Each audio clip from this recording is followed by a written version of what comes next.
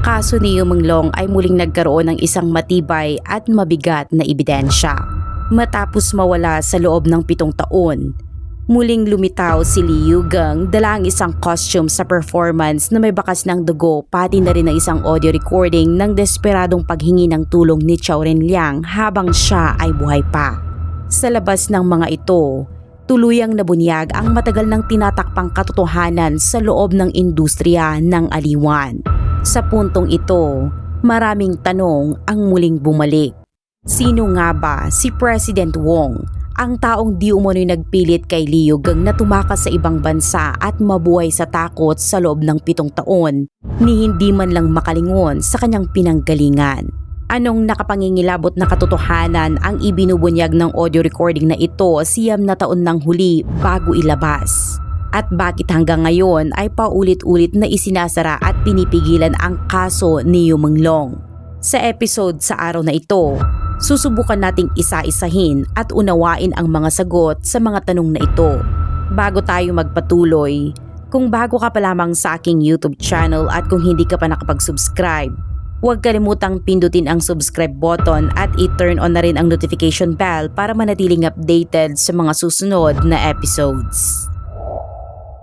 Mga misteryosong lalaking nakaitim na umano'y nagbabantay sa pinangyarihan ng insidente. Isang netizen na kasalukuyang nag-aaral sa ibang bansa ang matagal nang sumusubaybay sa kaso ni Yumenglong sa pamamagitan ng mga ulat at talakayan online. Sa kanyang bakasyon noong taglamig, bumalik siya sa Beijing at ilang araw na ang nakalipas. Nagtungo siya sa Sunshine Shandong Residential Complex, ang lugar kung saan umano'y pinahirapan hanggang mamatay si Yumenglong. Doon, nagsagawa siya ng live stream sa Douyin. Habang tumataas ang bilang ng mga nanonood at lumampas sa 300,000 viewers, bigla na lamang naban ang kanyang account. Sa isang email na ipinadala niya sa komentaristang si Lee Muyong, ipinaliwanag niya na ang Building 18 kung saan naganap ang insidente ay bahagi ng isang Spanish-style residential cluster. Ayon sa kanya, magkakapareho ang layout ng mga gusali mula Building 15 hanggang Building 19. Gayunpaman, kapansin-pansin na tanging ang lugar kung saan naganap ang pagbagsak sa Building 18 ang walang rain canopy. Samantalang mayroon nito ang lahat ng iba pang gusali. Dagdag pa niya, halos 4 na buwan matapos ang insidente, mayroon pa ring mga lalaking nakasuot ng itim na nagbabantay sa unit ng Building 18. Hindi sila nakapwesto sa labas kundi nakatago sa loob mismo ng gusali. Habang kumukuha siya ng mga larawan, hindi niya sinasadyang makunan ang isa sa mga lalaking ito at doon niya napagtanto na kinukunan din pala siya ng litrato ng naturang lalaki. Dahil dito, agad siyang umalis sa lugar at naglakad sa paligid ng block. Nang bumalik siya, napansin niyang may 2 pang lalaki na biglang lumitaw. Ayon sa kanyang obserbasyon, hindi sila mukhang karaniwang security guard. Dahil hindi siya makapasok sa Building 18, nagtungo siya sa Building 15 Unit 4 dahil ang Apartment 701 doon ay pag-aari rin ni Liming, ang apo ni Liping na kilala rin sa pangalang Ji Guangguang. Sa pagkakataong ito, nagawa niyang makapasok sa Unit 4 ng Building 15 at umakyat hanggang ika-7 palapag. Doon, napansin niya na walang ilaw ang hallway sa labas ng apartment at kalat-kalat sa sahig ang maraming itinapong delivery packages. Muling umani ng malaking atensyon ang kanyang live stream subalit matapos itong matapos at makauwi siya. Sa kanya nalaman na ang kanyang Douyin account ay tuluyang nalock. Lubhang nakakagulat ang pangyayaring ito. 4 na buwan na ang lumipas, ngunit nananatiling labis na sensitibo ang mga otoridad ng Chinese Communist Party pagdating sa kaso ni Yumenglong at patuloy pa ring may mga taong nakatalaga upang bantayan ang lugar. Kung tunay na walang naganap na maling gawain sa pagkamatay ni Yumenglong, makatwiran bang umabot sa ganitong antas ang takot at pagkabalisa? Ilang araw lamang ang nakalipas, may isa pang pangyayari na parehong nakapagtataka at napakapait. Ayon kay Lee Muyong, may isang netizen ang nagpost sa Weibo na si Yumenglong ay lumabas umano sa listahan ng 100 most handsome faces in the world 2025. Ang isang post na sanay karaniwang talakayan lamang tungkol sa isang ranking ay bigla na lang nakatanggap ng babala mula sa Weibo na nagsasabing ang post ay nagdulot ng illegal o non-complaint discussion at nilimitahan ito sa visible only to you.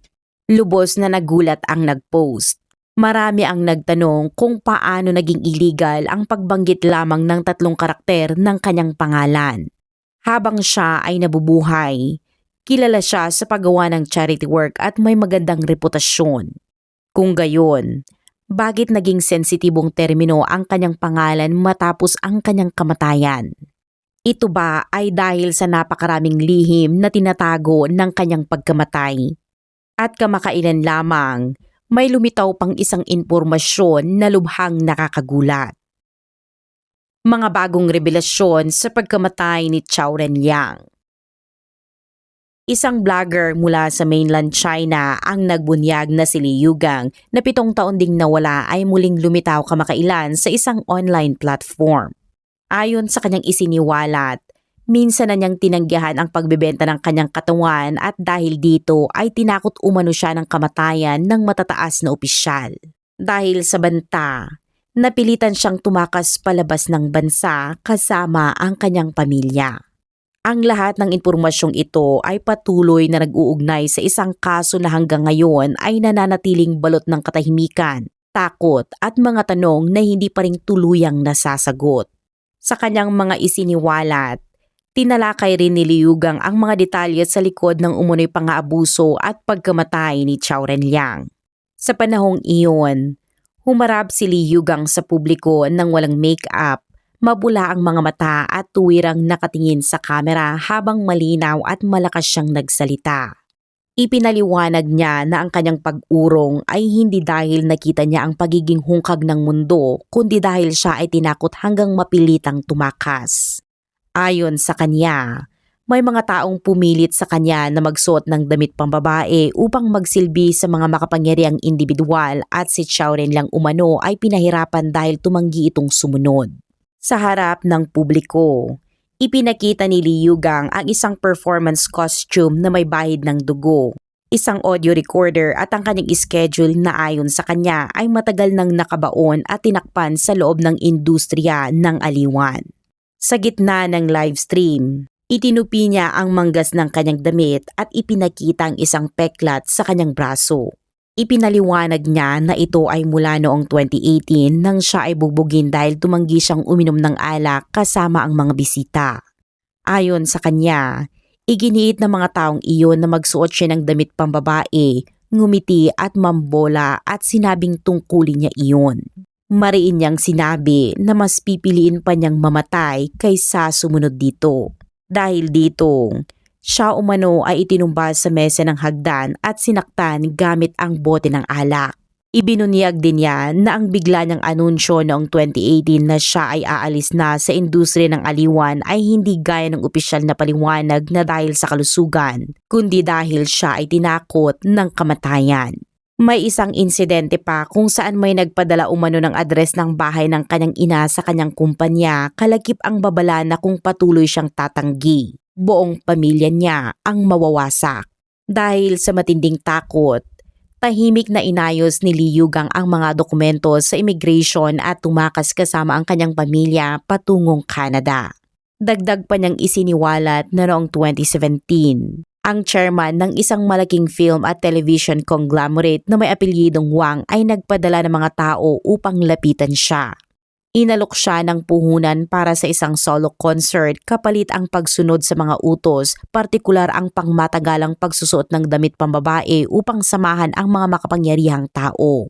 Inabot pa umano sa kanya ang isang detalyadong listahan ng mga patakaran sa serbisyo kabilang ang bawal tumanggi, kailangang laging handa at marami pang labis na mapang-abusong kahilingan. Agad niyang tinanggihan ng alok at matapos nito ay sunod-sunod ang umano'y panunupil na kanyang naranasan. Kinansela ang mga nakaschedule na aktibidad ng walang paliwanag. Tinanggal ang lahat ng kanyang eksena sa mga natapos ng programa at lumaganap ang mapanirang nilalaman tungkol sa kanya online. Upang makaiwas at mailigtas ang sarili, pinili niyang tumakas. Sa loob ng 7 taong pagtatago sa ibang bansa, wala siyang sinabihan kung nasaan siya at maging ang pakikipag-ugnayan sa kanyang mga magulang ay palihim dahil ayon sa kanya. Patuloy pa rin siyang minamanmanan ng mga taong konektado kay President Wang. Isang beses habang namimili sa isang supermarket, hinarangan siya ng 2 hindi kilalang lalaki at tahasang nagbanta na gusto ni President Wang na bumalik siya, kung hindi, siya na ang bahala sa kahihinatnan. Dahil sa labis na takot, lumipat siya ng tirahan sa mismong gabing iyon. Noong 2025 lamang, matapos niyang mabalitaan na ang film conglomerate ni Wang ay nalugmok sa krisis pinansyal at malaki ang ibinagsak ng impluwensya nito, saka lamang siya nagkaroon ng lakas ng loob na humarap at magbunyag kahit alam niyang may panganib pa rin ng pagganti. Ayon sa kanya, kailangang may tumayo upang ilantad ang madilim na bahagi ng industriya ng aliwan at ang sinapit ng kawalan ng katarungan ni A. Liang ay hindi dapat manatiling nakatago magpakailanman. Ang A. Liang na tinutukoy niya ay si Zhao Renliang. Noong 16 ng Setyembre 2016, inanunsyo ng pulisya ng Shanghai na natagpo ang patay si Zhao Renliang sa isang apartment at inalis ang posibilidad ng homicide. Gayunpaman, bago iyon, may mga netizen nang nagturo na ang aktwal na lugar ng pagkamatay niya ay ang Wuye Club headquarters sa Beijing. Tungkol sa sinapit ni Zhao Renliang, inilabas ni Li Yugang sa publiko ang isang audio recording mula Agosto 2016 sa kanyang live stream. Sa recording, maririnig si Zhao Renliang na halos maiyak habang humihingi ng tulong kay Li Yugang. May maririnig ding ibang lalaki na sumisigaw at nagbabantang pananalita. Sa gitna ng live stream, umiiyak na sinabi ni Li Yugang na noon pa man ay nasa sukdulan na ng kawalan ng pag-asa si Zhao Renliang. Gusto man niyang tumulong, binalaan siya ng management na huwag makialam kung hindi ay siya rin ang mapapahamak. Upang patunayan ang pagiging totoo ng kanyang mga pahayag, ipinakita ni Li Yugang ang isang rosas na performance costume na may bordang peony kung saan makikita pa rin ang mga kayumangging bansa malapit sa laylayan. Ayon sa kanya, noong Hunyo 2016, pinilit siyang isuot ang damit na ito upang dumalo sa isang pribadong handaan sa Shanghai, isang pagtitipon na partikular umanong nakatuon kay Zhao Renliang. Inilabas din niya ang kanyang schedule noong 2016 na nagpapakita ng maraming biglaan at hindi planadong business social engagements. Partikular sa petsang 18 ng Hunyo, may nakasulat sa pulang tinta na nandoon din si A. Liang. Ayon kay Li Yugang, ang pagtitipon sa araw na iyon ay dinaluhan ng mga makapangyarihang kapitalista at matataas na executives mula sa industriya ng pelikula at telebisyon. Pinilit siyang magsuot ng damit pambabae, mag-toast sa bawat bisita at pinaawit pa ng The Drunken Concubine. Sa gitna ng handaan, may isang impluwensyal na tao ang umabot at hinipo ang kanyang mukha. Nang siya ay umiwas, binasag ng bodyguard ng naturang tao ang isang bote ng alak sa kanyang noo at ang dugo ay tumulo sa kanyang kasuotan. Ayon kay Li Yugang, matapos sadyang painumin si Zhao Renliang hanggang malasing, pinilit itong pumirma sa isang exclusive agreement. Pinunit ni Zhao ang kontrata, itinumba ang mesa at sumigaw na siya isang aktor at hindi isang laruan. Dahil dito, siya ay binugbog ng mga bodyguard hanggang magdugo ang gilid ng kanyang bibig. Sinabi ni Li Yugang na sinubukan niyang sumugod upang pigilan ang pananakit, ngunit siya ay pinigilan at wala siyang nagawa kundi panoorin habang kinakaladkad palayo si Zhao Renliang. Kalaunan, ang dating assistant ni Zhao Renliang na si Ouyang Junfeng ay naglabas ng isang work diary na naganap na tumutugma sa salaysay ni Li Yugang. Sa tala na may petsang 18 ng Hunyo 2016, nakasaad na matapos dumalo sa isang social engagement, inihatid pabalik si Kimi na may maraming sugat at sinabi niyang hinding-hindi siya magpapasakop. Ang pagtanggi ni Zhao Renliang na sumunod ay sinagot umano ng matinding paghihiganti. Isang dating service worker ng pribadong club na si Jiang Min ang nagpatunay sa isang livestream na may naganap ngang espesyal na handaan noong 2016 na dinaluhan ng maraming artista at na may isang lalaking artistang nakasuot ng rosas na performance costume na binubuli at kalaunan ay inalalayan palabas ng lugar. Sa huli, itinuro ni Lee Yugang na ang makapangyarihang taong nagbanta kay Chao Renyang ay siya ring tumarget sa kanya kalaunan.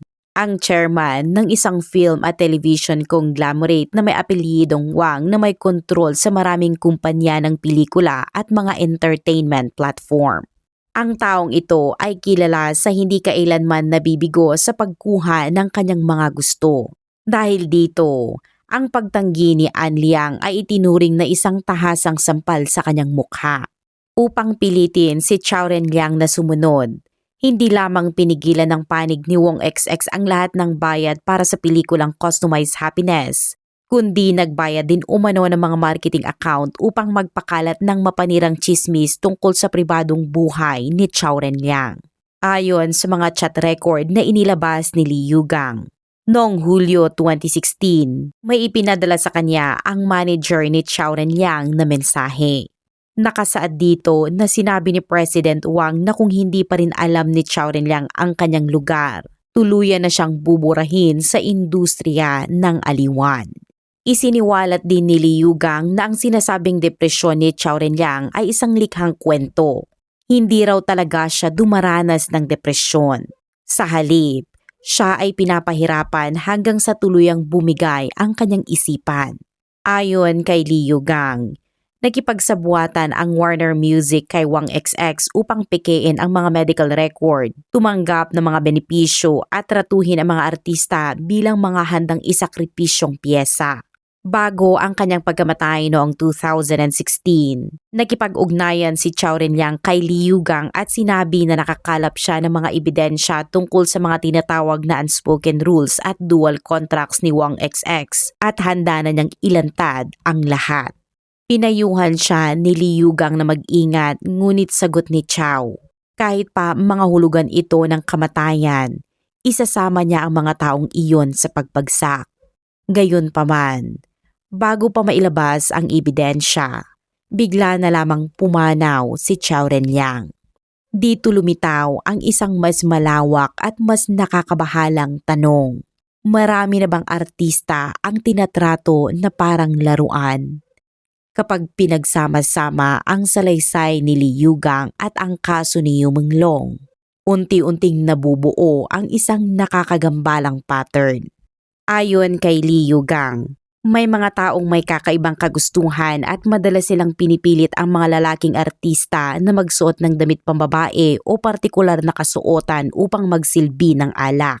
Makalipas ang ilang panahon, muling inungkat ng mga netizens ang mga larawang minsang ipinost ng photographer na si Jen Guangming, kung saan makikita si Yu Menglong na nakabihis ng isang napaka-feminine na estilo. Nagbahagi rin ang aktor na si Yin Zheng na noong 2017. Siya ay na-blacklist sa loob ng 2 taon matapos tumangging magsuot ng Lolita dress para sa mga inuman.